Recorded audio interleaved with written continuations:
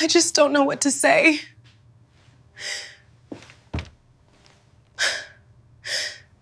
The Fall of Aminah. In the bustling town of Kajani, where red earth kissed the feet of the wealthy and the poor alike, there was born a girl whose beauty was said to silence even the morning birds.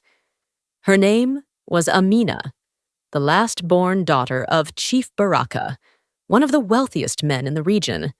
From the moment she cried her first cry, her father swore she would never know struggle. He adored her, built her a room filled with gold bangles, mirrors, and fine silks brought from Zanzibar. When she walked through the market as a child, people would murmur blessings under their breath. Her skin glowed like caramel under the sun, her eyes large and gleaming, her hair thick like dark silk. But admiration bred resentment. Her brothers and sisters whispered behind her back. "She thinks she's a princess." Her younger sister, Zahara, would spit. "She is," their mother would reply, half in pride, half in envy. And so Aminah grew, proud, pampered, and perfect. Wherever she went, she was the flame, and others were the moths that burned for her attention. By the time she was 20, men lined up to catch just a smile from her. Businessmen sent her gifts wrapped in gold paper. Sons of governors composed poems about her. When she walked into a room, conversations paused, and even the women who hated her couldn't help but stare. Her best friends, Halima and Nia, were beautiful too, but next to Aminah, they faded like shadows. Aminah knew it, and she used it. She'd whisper, "Halima, go tell that man I'm not interested, unless he has something better to offer." And Halima would obey, humiliated, but unable to walk away. One day, a tall, elegant man arrived in town, Khalid, a businessman from Mombasa. He was handsome, with a calm voice and a sharp mind. Unlike other men, he didn't chase Aminah. He simply greeted her once, politely, and continued on his way. That silence hooked her. When he finally asked for her hand, her father nearly danced. Their wedding was grand. People said it looked like something from a fairy tale. Aminah, draped in white and gold, smiled like a queen as cameras flashed. For years, everything seemed perfect. She had the wealth, the love, the mansion, the cars, everything but a child. At first, Khalid brushed it off. "It will happen when God wills," he'd say. But after 5 years, whispers began. The neighbors, the in-laws, even her own mother started to ask questions. Aminah's pride began to crumble inside, yet on the outside, she wore a mask.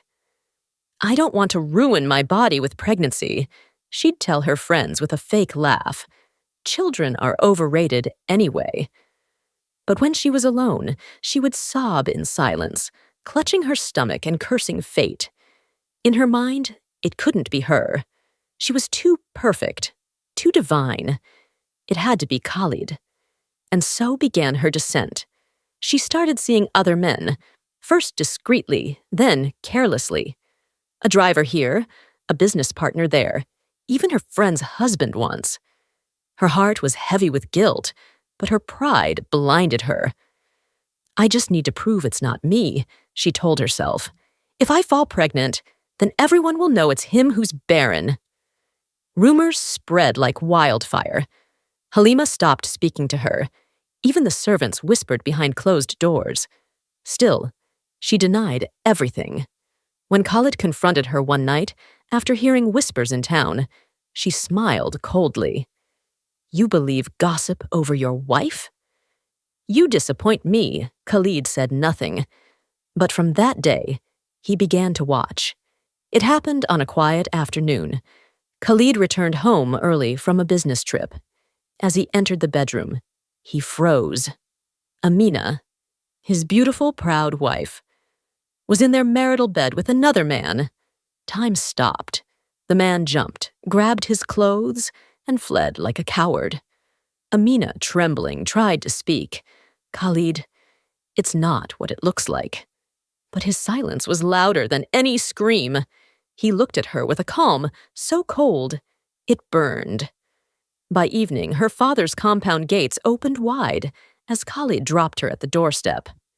"Your daughter has shamed my name," he said simply, leaving her with her jewelry, her shame, and her tears. Within months, Khalid remarried, a gentle woman named Asha, and soon after, she gave birth to twins. Aminah's world crumbled. People she once mocked now pitied her. Her beauty became her curse. The very thing that had once given her power now drew whispers of mockery. Then, as fate twisted the knife deeper, she discovered she was pregnant. She didn't know who the father was. Chief Baraka, red with shame, could not bear the gossip. He called in favors, pleaded, and finally arranged for her to marry Mazi Rashid, an old widower with 3 wives and 7 children, far away in a small village near the coast. Aminah cried, begged, and cursed her father, but he was unmoved. "You wanted to live by pride," he said sternly. "Now live by consequence." In Mazi Rashid's compound, Aminah became the 4th wife, no longer a queen, but a shadow of herself.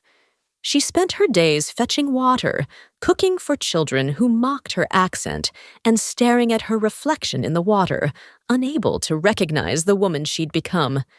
When her baby came, she held it close, tears streaming down her face.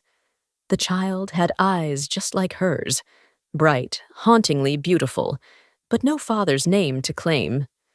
One night, as the moon bathed the sea in silver, she whispered to her newborn, "I had everything, and lost it because I thought I was untouchable." She rocked the baby gently, her voice trembling. "Never let pride make you forget you're human." And from that night on, the once proud Aminah became quiet, humble, and withdrawn. The town spoke of her story for years, the woman who had it all and lost it all, not through bad luck, but through her own arrogance. Pride may dress itself in beauty, but when it falls, it leaves nothing behind but ashes and shame,